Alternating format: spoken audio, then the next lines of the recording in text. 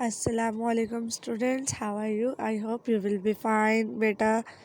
Today our math topic is subtraction. Page number 71 पर आज हमारा टॉपिक है सब्ट्रैक्शन।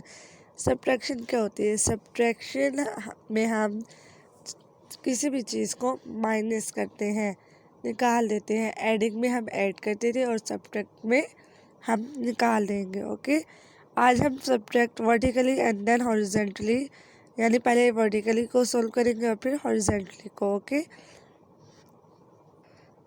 ये देखिए आपको दोनों फॉर्म में लिख दिया गया है। पहले हम वर्टिकली सोल्व करेंगे।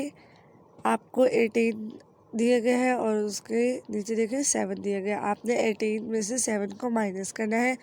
उसके लिए आप सबसे पहले हम 8 और 7 को कर लेंगे। आप 8 लाइन ड्रॉ करें, उसमें से आप 7 लाइन्स को कट कर दें। आपके पास कितनी बाकी लाइन्स रह गई? रिमेनिंग लाइन 1, आपने वो नीचे लिख देना है, ठीक है। और बाकी जो 1 है वो भी हम नीचे ले आएंगे। हमारे पास क्या रिमेन हो गया?